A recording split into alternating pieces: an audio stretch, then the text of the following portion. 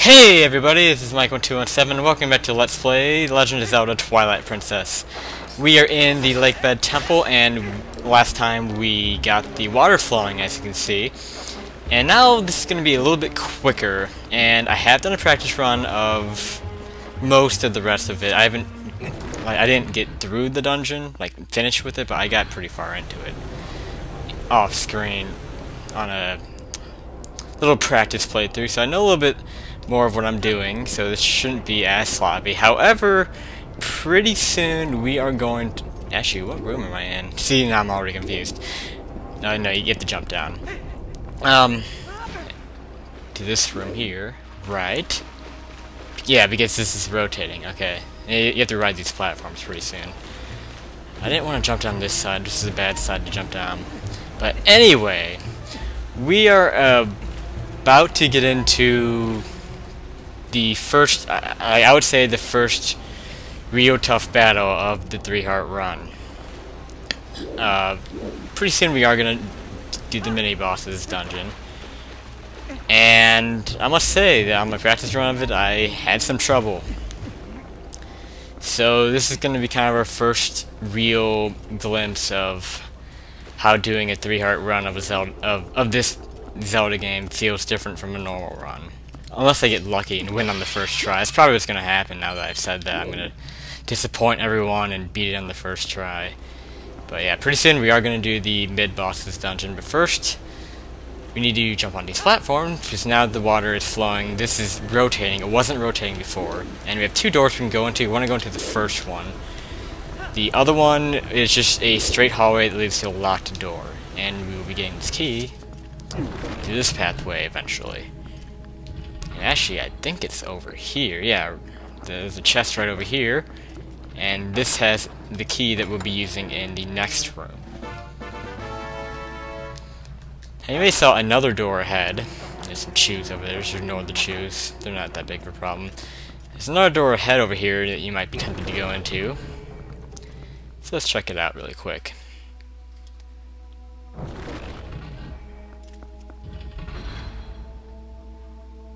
And right away we have a dead end. We have a door here, and we have no way of opening it. There's no switch we can hit. There's no way of opening it. These pots just probably have rupees. Let's get the animation out of the way here. These pots just have rupees in them. So yes, there's nothing you can do here. It's a dead end. You have to turn back. And we'll find out why this door is important later. But we're going to have to go around and go back to the room with the rotating platforms. And then find that locked door that I was talking about.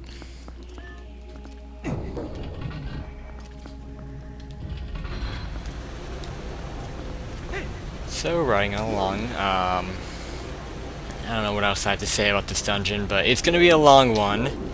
This is, now that I think about it, this is probably one of the longest dungeons in the game. This one takes a while.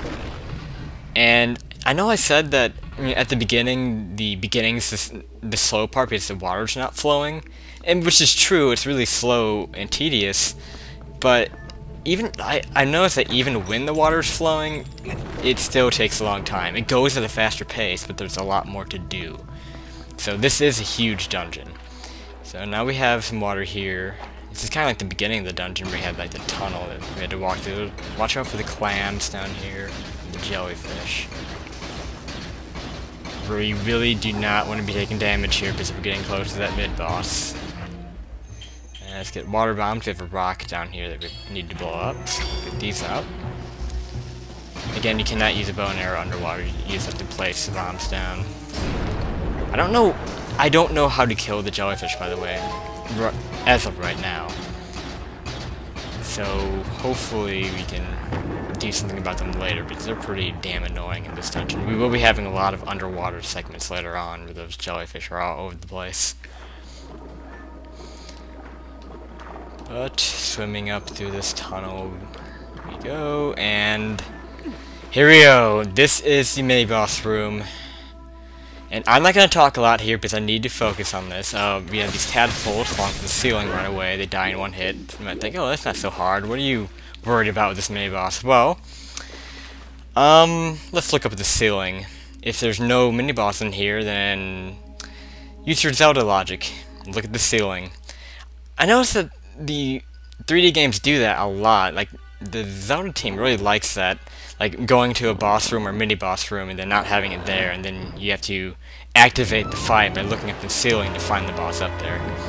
In fact, they took the opportunity right away with the first ever 3D Zelda boss with Goma and Ocarina of Time, and to look up the ceiling to activate. Anyway, okay, so what we have to do is kill all these tadpoles. Do not lock onto them. Do not lock onto them. You have to keep moving. That's the main thing here. Keep moving, because they will pile up damage on you. I mean, yeah, they only do like a quarter of a heart. Sometimes I notice they do half. Maybe it's just my imagination. You gotta be conservative here if you're doing a 3-heart run, or if you're doing a game normally, I guess. Usually at this point I have about 6 hearts. I'm probably at least complete 1 heart container with heart pieces by this point. I mean, at the very least you're gonna have 5 if you're picking up the heart containers after bosses. But every heart counts, and keep an eye out for the hearts to drop. Once it goes into this camera angle right here, he's gonna go up to the ceiling and drop down. Roll like hell, because he will crush you, and you have to attack his tongue once he gets down. If he crushes you, he will do 1 full hearts of damage. And these tadpoles don't go away if you, like, usually you have to kill all the tadpoles to make him fall down, but if you take long enough, he'll fall down anyway. He'll just get impatient, I guess. Yeah, just keep moving, roll if you need to distance yourself from these things, and just do your running slash. You might have to just kind of take out one at a time, too. You might think, oh, well, I can just plow through them. No, you're going to take a lot of damage if you try that, and if he falls on you and does that full hearts of damage, then you're in a world of hurt. So I'm going to kind of shut up now, because I need to focus. This is a 4-hit boss, by the way. Or mini-boss, I should say. It's kind of like a boss. I noticed that the mini-bosses in this game tend to be harder than the main bosses, which is kind of funny. Okay, now he's going to drop again. Unfortunately, we have these tadpoles to deal with. Just ignore them. Roll. Don't get too impatient with rolling. Something I've learned about these games is that if you need to roll really quickly and get out of a bad situation, don't tap the A button like mad. Otherwise, it's just, you have to realize that there is timing with the rolling, and, Link doesn't roll as fast as you hit the A button. And there'll be times where it'll screw you over somehow. I can't really explain how. Okay, but it'll screw you over. Now we're at half health. I'm gonna start being kind of weary of hearts here. I might need to start getting more aggressive with this, because okay, now I'm in really bad shape. Okay, I need to focus. I'll look for hearts. Really need to kill these things off now. Finger slipping. I think I saw a heart. It's annoying because, like, when they die, they make like a red puff come out. I did not get damaged there. Holy shit! And nothing fell. Okay, I can't get hit here. Go. Okay. Get over there. We have to land one more hit on him, though. Remember that. I think. No, he's dead. Okay. Last time I did this, it took. Okay, so I just disappointed everyone by saying I was going to have a whole bunch of trouble with this, and then I beat him on the first try. Oh, my god. On my practice run of this, I died maybe like 5 or 6 times. And then when I beat him with the quarter of a heart left. I kind of regret not recording that. And quite honestly, and by the way, I'm completely ignoring the item. We got the claw shot. This is actually the hook shot in this game. I'll be able to explain that.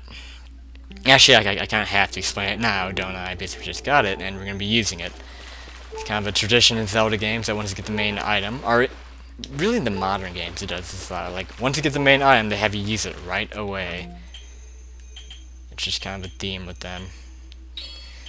But yeah, the claw shot is a little bit different than the hook shot. I mean, it serves the same purpose. It allows you to get, to certain areas that you can't normally reach.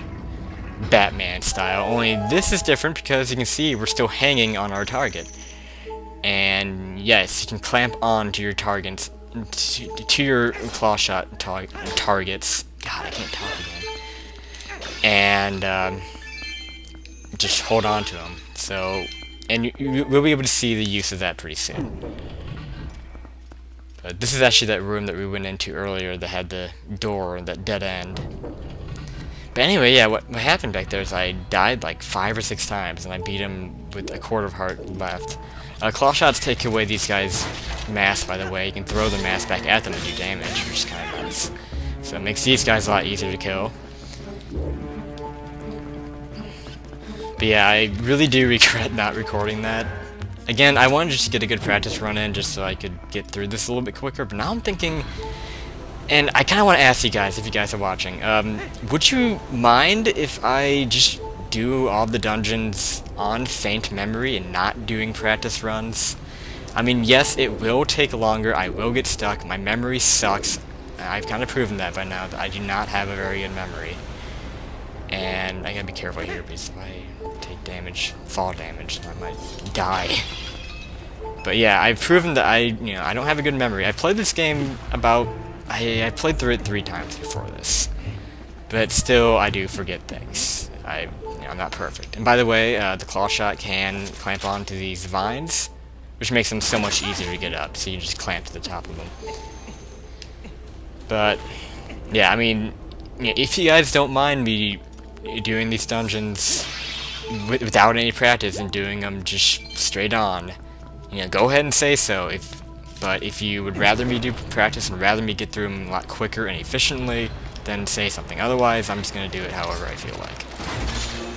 This is just kind of, me trying to get more viewer interaction here. This is a Let's Play, not an I Play. I mean, in my opinion, the point of Let's Plays is to have viewer immersion. So, I don't know. That's just my little rant on that. So yeah, feel free to speak up if you want me to do something different with this, because I will. I definitely will listen. But anyway, let's explain what's going on here. Since we freed the water earlier, this middle room is being filled up, and you may saw on the screen there, something I didn't point out last time because I didn't notice it. Down the middle, there is actually... I can't really show it very well. I mean, you probably saw it in the cutscene, but the boss door is in this middle room, and you need to have the water filled all the way in order to get to it. So, we don't have enough water. We actually have to open up another stream of water to fill up this middle room to access the boss door. We also need the boss key as well, but we'll worry about that one later. So I'm looking for a switch up here that I can hit with the claw shot now. Let's get these tech guys out of the way so they're not annoying me. And what do we got? This is it. Yeah, these red targets, these are pretty much the targets you need to look out for to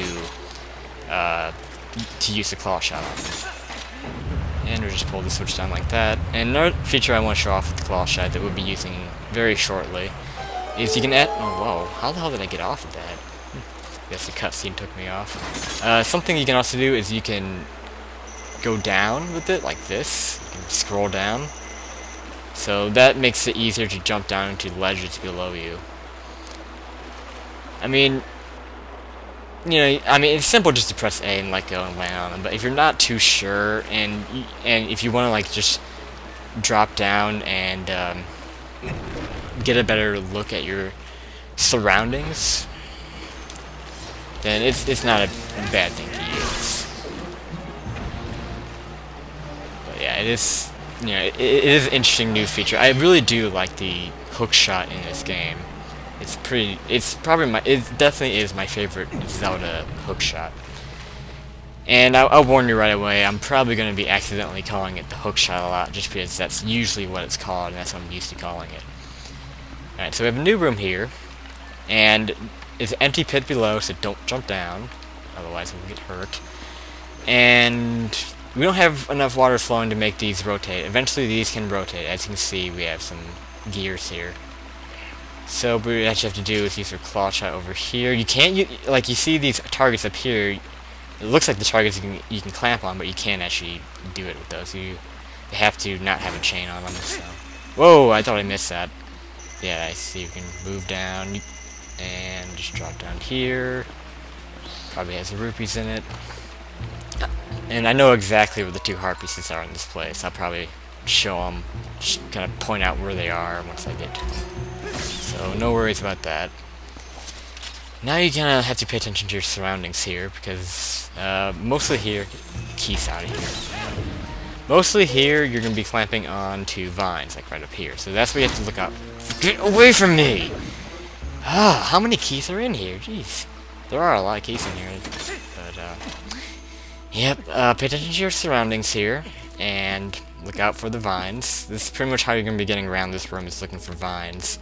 You're not going to be using the targets that much here just yet. Not until we get the platforms moving and the water flowing in here. So, moving on over down a hole. Alright, let's try this again. This can be kind of rough sometimes if you missed your mark a little bit.